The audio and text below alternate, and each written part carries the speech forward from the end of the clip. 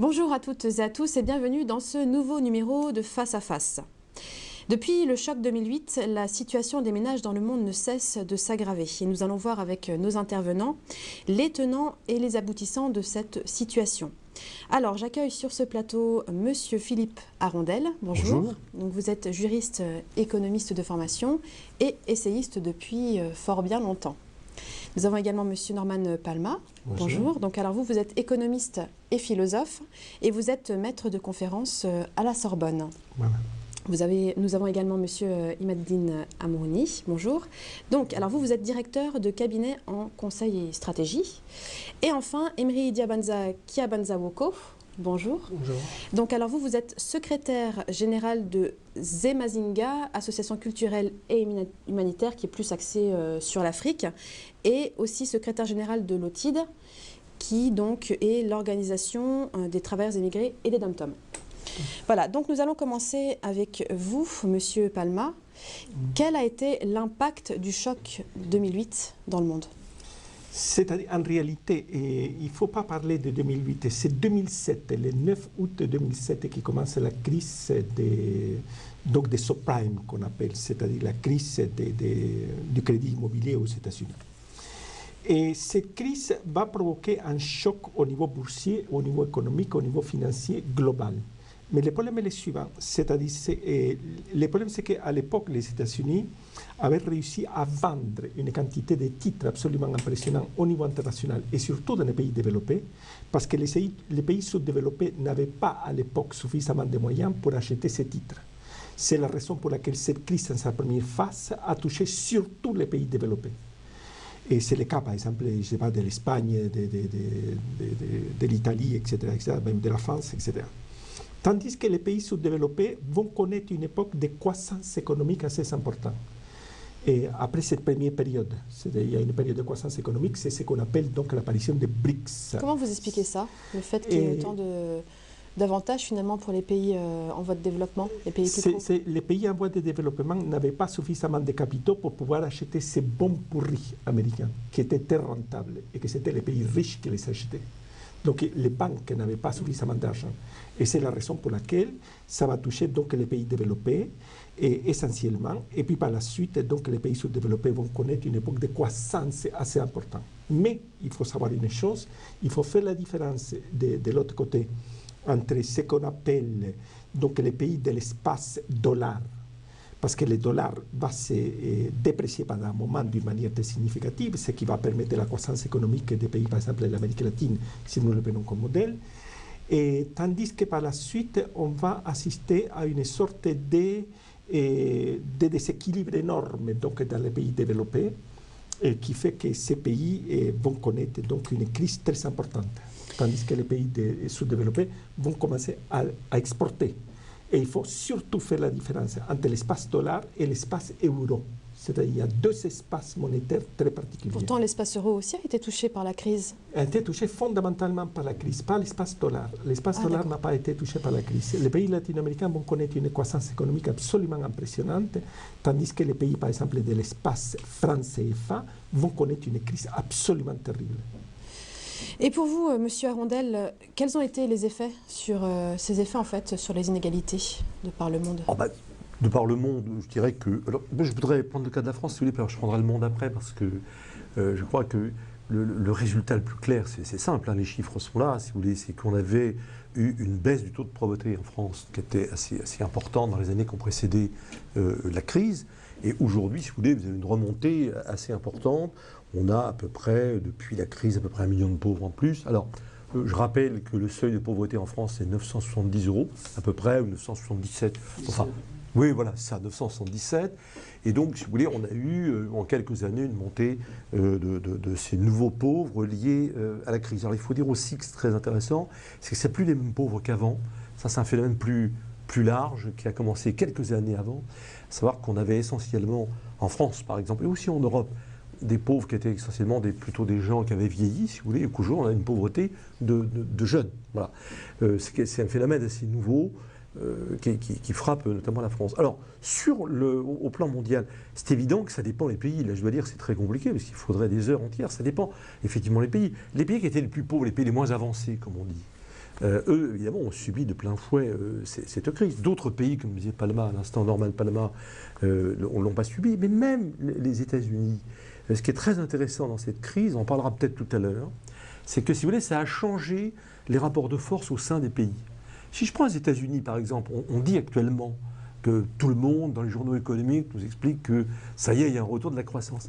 Il faut savoir que le retour de la croissance, c'est vrai, qu'on crée de plus en plus d'emplois, c'est vrai, depuis 1 ou 2 ans, mais sauf que ce sont des emplois généralement mal payés et que ça ne s'accompagne pas d'une croissance et d'une augmentation des salaires. Ce qui veut dire d'ailleurs, entre parenthèses, vous savez, le retour à la croissance se fait, dans le fond, en abaissant le niveau des salaires et en créant de la pauvreté laborieuse. Ça, c'est un point extrêmement important, parce qu'il est gros de crises futures à venir, parce qu'on sait comment ça se passe aux États-Unis, on sait que les gens vont vouloir maintenir leur niveau de vie et ils vont s'endetter. Et on a de nouveau aux États-Unis des endettements, des bulles qui se créent, notamment, y compris dans l'immobilier d'où c'était parti. Hein.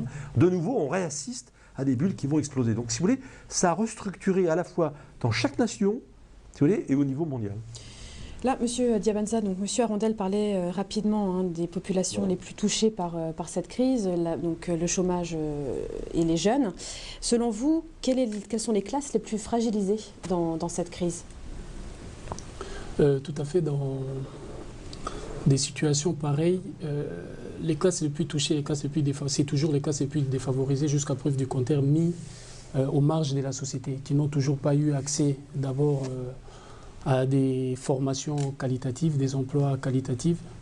Après, sur ce, de manière générale, je pense qu'il faudrait aussi le voir par rapport aux jeunes, non seulement européens ou du monde occidental, mais aussi de jeunes issus des pays du Sud. Parce que là, la différence sera vraiment nette, dans la mesure du possible, où les problèmes n'ont pas été les mêmes à affronter par rapport à la réalité des différents pays. Alors, on sait qu'il s'agit de pays dits les pays du Nord. La crise, je dirais plus précisément que c'est la crise économique. Mais en ce qui concerne le pays du Sud, je l'analyserai plus sur la crise financière. C'est quoi la différence? La différence est que sur la crise financière, c'est un cas similaire, c'est un cas qui est revenu lorsque la Banque mondiale a mis en place sa politique d'ajustement et de réajustement structurel, qui a délapidé totalement les économies des pays du Sud, qui faisait que il faut réduire drastiquement le nombre de fonctionnaires, le nombre des employés, des ajustements structurels. Et il y a eu manque en fait de la finance, l'argent. Là, on parle de moteur, le nerf de la guerre, c'est l'argent. Alors que pour les pays du Nord, c'est plus une crise sur le plan des ressources, l'accès aux ressources. Et contrairement à ce que disait l'intervenant qui m'a précédé, c'est que ce n'est pas la crise qui a changé la donne, c'est en fait l'émergence d'autres pays. Le pays le pays de la BRICS, c'est l'émergence de ces pays-là qui a fait que la donne économique a changé et la difficulté des pays du Nord d'accéder à certaines ressources a fait que nous sommes véritablement dans une crise. Les deux crises, je disais, économique, financière, qui, en conclusion, peut nous amener jusqu'à la crise systémique du système dans son ensemble. Donc, je vais revenir sur cette question que j'ai posée à M. Diabanza. Selon vous, quelles sont vraiment les classes? Parce que moi, j'entendais justement que les classes la classe moyenne, il y avait presque plus de classe moyenne. En fait, on était sur la classe pauvre et la classe riche. Est-ce qu'on est là, dans cette situation-là ou c'est quand même exagéré? Bismillah ar-Rahman ar-Rahim. Vous savez, la crise, on parle d'une crise économique, mais c'est cyclique.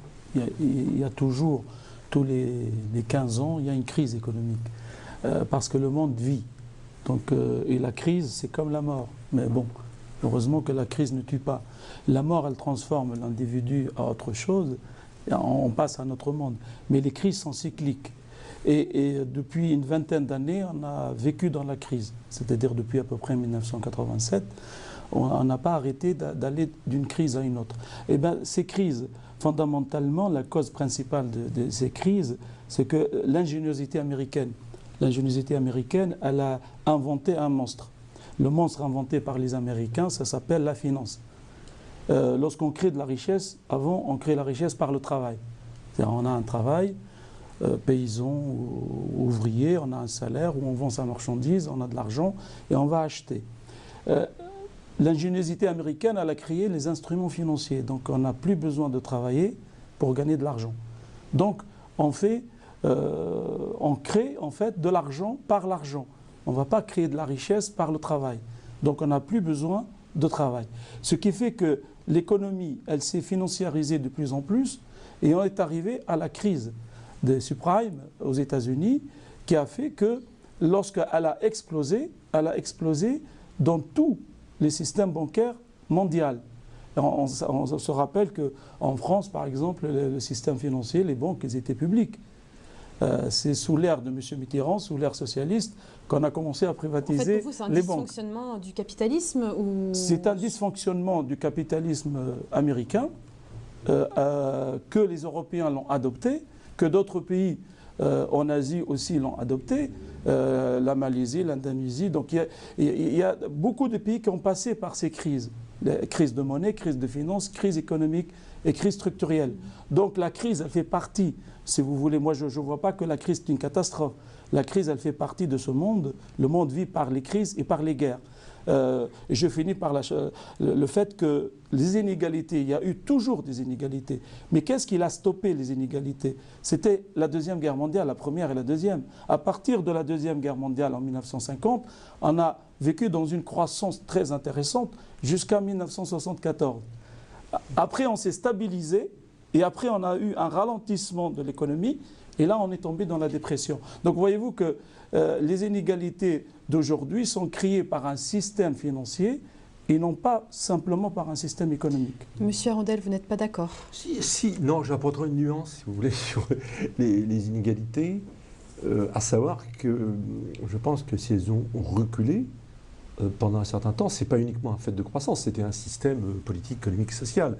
C'est-à-dire qu'effectivement, ce n'est pas, à mon avis, la guerre, si vous voulez, peut-être, mais c'est le lendemain. C'est-à-dire qu'on avait un système de régulation économique, de souveraineté des États, etc. Bon, alors pourquoi aujourd'hui on ne continue pas sur cette même lignée alors, on ne continue pas parce que vous avez eu une révolution idéologique qui est aussi une révolution structurelle, à savoir que dans les années 80, on parlait de François Mitterrand, je suis d'accord avec vous. Il y a eu la fameuse rupture de 83, souvenons-nous, c'est plutôt 82, ça a commencé en 82. En juin 82, 83, on s'est trouvé face à une crise en France, et à ce moment-là, il y avait deux lignes. Il y a des gens qui s'en souviennent très bien d'histoire économique. La ligne de Jean-Pierre Chevènement, qui était de rupture avec l'Europe, et il y avait la ligne qui consistait à faire des réformes structurelles pour rester en Europe, enfin, bon, en gros, hein, en détail. Et on a choisi à ce moment-là, je dirais, plutôt le capitalisme anglo-saxon. Mais ce que je voulais dire, une autre chose qui est importante pour notre débat, c'est-à-dire que le problème, pour les Américains, si on prend le cas américain, mais vraiment pour 30 secondes, c'est que, si vous voulez, le problème, c'est le problème du niveau des salaires, c'est le problème des inégalités, c'est le problème du revenu de ceux qui travaillent. Parce que quand vous êtes dans un système où le revenu stagne ou baisse, comme c'est le cas aujourd'hui avec le retour de la croissance, si vous voulez garder votre niveau de vie, il faut bien que vous fassiez autrement. L'endettement en Amérique est quelque chose de bien connu, si vous voulez. Même la crise de 1929, les années 29-30 était un peu une crise aussi, je dirais, de l'endettement des ménages privés, ça on le sait bien, qui était lié aussi au fait que les géants qui travaillaient, vous savez ce que disait M. Ford avec les automobiles, le système sera performant et vertueux si ceux qui fabriquent des automobiles peuvent les acheter, quoi. Hein, c'est ce qu'on appelle le Fordisme. Or le Fordisme aujourd'hui, il est mort. Il est mort. Le cercle vertueux du Fordisme est mort. Et donc, à partir de ce moment-là, comment on peut continuer dans ce système-là à continuer à consommer? C'est ça le fond du problème, à mon avis, me semble-t-il. Monsieur Palma, est-ce qu'il y a eu une stratégie qui a été mise en action, mise en œuvre par les États pour justement se sortir véritablement de la crise? Non, les États, de toute façon, ils ne trouvent pas de solutions, ils ne voient pas de solutions. Nous sommes dans une espèce de confusion absolument généralisée à ce niveau-là. Et le problème, c'est qu'il y a des sorties de la crise, ça c'est tout à fait évident, mais les États ne l'ont pas vu. Et la première chose, de toute façon, qu'il faudrait faire, c'est sortir du système dollar, car il ne faut pas oublier que les États-Unis bénéficient du droit et du privilège d'émettre la monnaie internationale et de pouvoir en même temps conditionner les droits, l'économie et la politique internationale. Alors pourquoi ils ne sortent pas de ce système dollar? Parce qu'on a redonné les pouvoirs aux États-Unis, parce que les États-Unis, à un moment donné, les dollars étaient en train de s'effondrer. Et par exemple, pour signaler tout simplement, entre 2002, par exemple, et 2008, le 15 juillet 2008 exactement, le dollar est passé en Europe, donc dans l'espace euro, est passé de 0,95 $ à $1,6038. c'est quelque chose d'énorme. Donc il y a une dépréciation impressionnante du dollar. Le dollar était en train de s'effondrer. Et tout d'un coup, on a mis en marche des soutiens au niveau international pour acheter des dollars. Et c'est ça qui va provoquer la célèbre crise du deuxième semestre 2008. Ce n'est pas Lehman Brothers. Lehman Brothers a été utilisé comme une sorte d'excuse pour essayer d'expliquer la crise. Non, la crise a été tout simplement provoquée parce que les pays développés, tous les grandes puissances économiques du monde, à ce moment-là, se sont mis à acheter des dollars pour éviter l'effondrement du dollar, parce que le dollar était en train de s'effondrer. Et donc, bien entendu, à ce moment-là, on va consolider les dollars, et par la suite, qu'est-ce qu'on va faire? La Réserve fédérale, elle, va se mettre à émettre des dollars d'une manière absolument impressionnante, car il ne faut pas oublier, par exemple, que si on parle simplement du cas de l'année dernière, tout simplement, la Réserve fédérale a émis pour l'équivalent de 85 milliards de dollars par mois. C'est des quantités absolument impressionnantes. Donc, nous sommes dans ce système qui est en train de ponctionner, de siphonner la richesse internationale, qui est le système dollar. Oui, mais là, vous disiez tout à l'heure que la crise donc, épargne les pays, on va dire, en voie de développement, les pays plus pauvres, au contraire, les soulève finalement. Comment vous expliquez le fait qu'ils laissent faire ça finalement sur le terrain? Ils vont être en perte après, non? La dépréciation du dollar va faire que les pays émergents vont se mettre donc à exporter énormément. Hein? Mais en même temps, ce qui était curieux, c'est que le système dollar va permettre à ces pays-là de pouvoir se consolider, tandis que le cas de l'euro est quelque chose d'absolument terrible. Parce qu'il ne faut pas voir simplement l'euro tout seul, il faut voir les CFA à côté. Les pays du CFA se trouvent dans une situation absolument catastrophique par rapport aux autres pays qui sont dans l'espace dollar. L'espace dollar, parce qu'il ne faut pas oublier qu'actuellement les États-Unis se trouvent dans une situation particulièrement privilégiée parce que les dollars tendent à se déprécier. Et cette dépréciation du dollar crée une capacité concurrentielle du côté des pays qui sont dans l'espace dollar. Monsieur Diamadab, bien sûr, vous vouliez réagir. Donc je vais commencer par vous, monsieur Amouni. Oui, on voit très bien, c'est une guerre de monnaie, on le sent. Mais il faut d'abord donner un chiffre. Vous savez que la moitié de la richesse mondiale, elle appartient à 1% des humains. À 1%. Et les 99% partagent l'autre moitié. Donc comment on est arrivé là? C'est ça ce qui est important de savoir. C'est que la libéralisation de l'économie, aussi l'homme a changé. L'homme, à partir de la Deuxième Guerre mondiale, il a changé. Donc il faut d'abord savoir, on a des philosophes ici et des essayistes qui peuvent nous aider, c'est que la pratique humaine, la philosophie de la vie, du bonheur, de désir, de plaisir, des passions. Donc ils ont changé. Donc ça a changé grâce donc, à une composante économique et financière. Et donc la finance d'aujourd'hui, elle est le maître d'œuvre, si vous voulez, de ce qu'on voit par rapport à les inégalités. Aujourd'hui en France, comme le professeur l'a bien souligné, il y a 10 ans, 20 ans, on ne voyait pas des jeunes et même diplômés qui quittent la France pour aller chercher du travail en Australie, par exemple. Donc, cette inégalité, elle n'est plus cette pauvreté aujourd'hui. Vous savez qu'il y a 15% de la population française, elle vit avec 900 €. Donc, la pauvreté, elle n'est plus en Afrique seulement. Elle est aussi en France. Monsieur Diamanza, on parlait du franc CFA. Quels sont les effets de la crise dans les pays africains? Tout à l'heure, ici, je disais que la crise, elle est au fin fond systémique. La situation du franc CFA, nous l'avions connue déjà. Comme je disais, c'est des situations qui ne sont pas nouvelles, hein. C'est des situations qui ne sont pas nouvelles, donc ce sont des situations qu'on a connues. La situation du franc CFA en 1994, si la mémoire ne me trahit pas, lorsque l'Union européenne a voulu créer l'euro. Quel a été l'événement qui a précédé la dévaluation du franc CFA? C'est le dictat politique. Les dictats politiques qui a précédé la dévaluation du franc CFA. Ces mêmes dictats politiques, autrefois, Adolf Hitler l'a utilisé lorsque l'Allemagne avait envahi la France. C'est le même dictat, les taux, on impose un taux par rapport à la réalité économique qui est autre.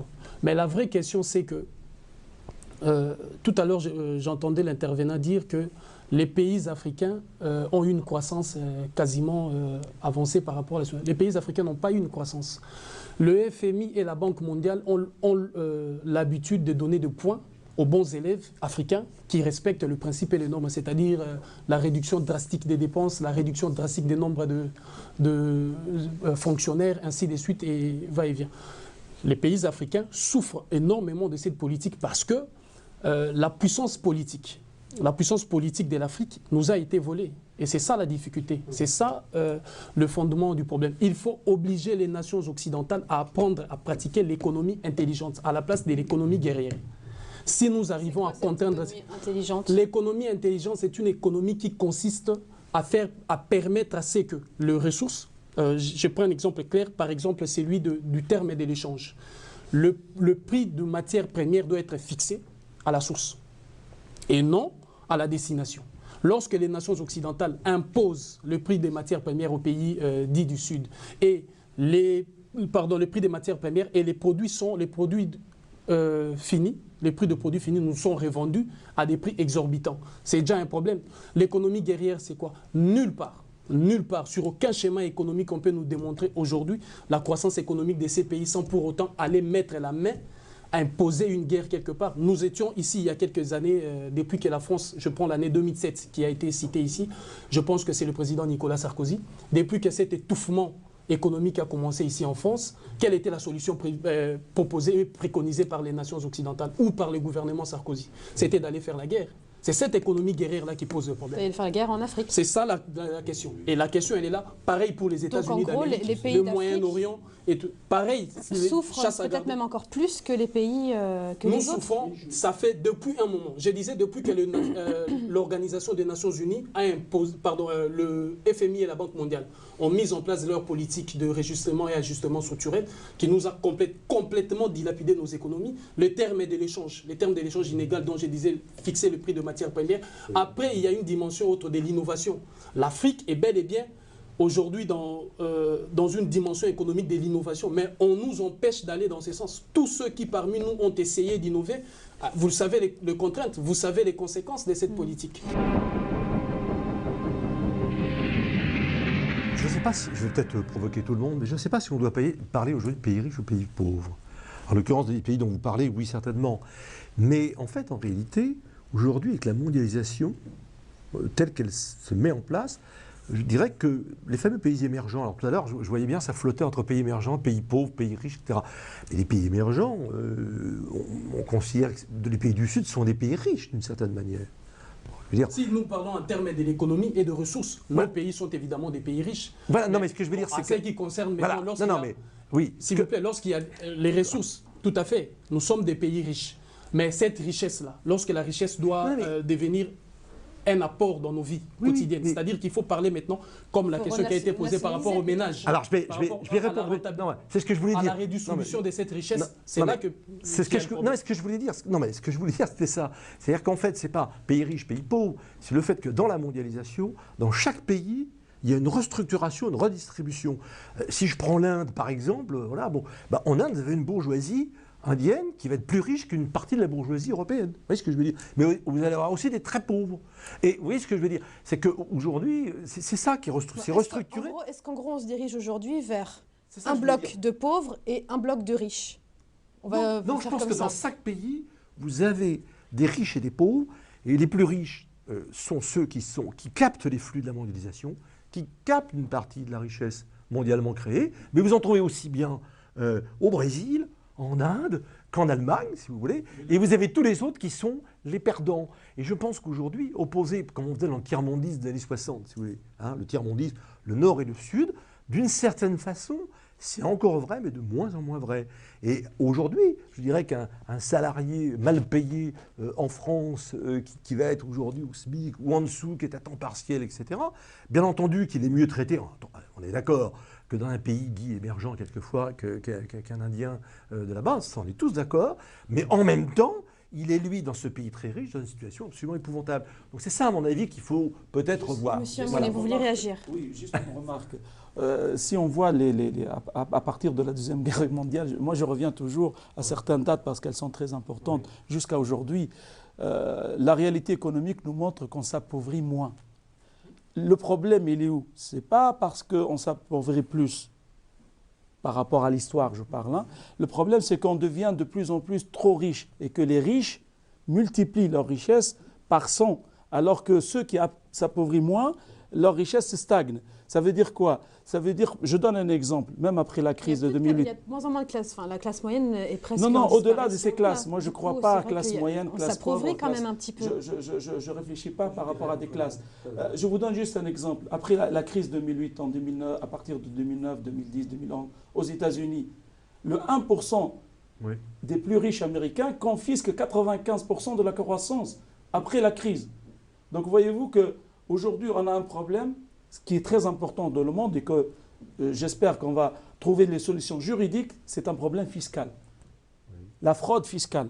La fraude fiscale, par exemple en Afrique et même dans certains pays en Amérique latine et même dans certains pays en Europe de l'Est, mais moi maintenant, il y a une fuite des capitaux, c'est que les multinationales vont travailler en Afrique, mais les multinationales par an, ils vont échapper de l'argent vers des paradis fiscaux au-delà de 300-400 milliards par an.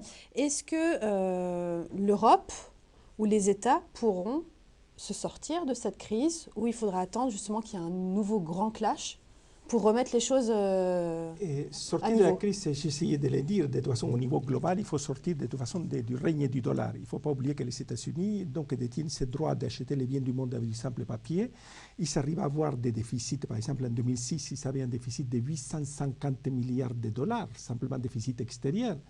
Et donc, bien entendu, couvrir ça avec du papier simplement, etc. C'est-à-dire qu'ils ponctionnent une partie des richesses internationales et en même temps, les riches aux États-Unis ponctionnent une partie des richesses de la nation elle-même. Il y a donc un ordre, nous sommes dans un ordre où il y a une nation qui détient les privilèges de mettre la monnaie internationale. Il y a par la suite ceux qui ont des excédents avec cette nation. C'est le cas actuellement de la Chine, c'est le cas de l'Allemagne, etc. et d'autres pays comme ça. Et puis, il y a le reste, donc, qui sont les pays déficitaires qui ont de plus en plus de difficultés pour s'en sortir.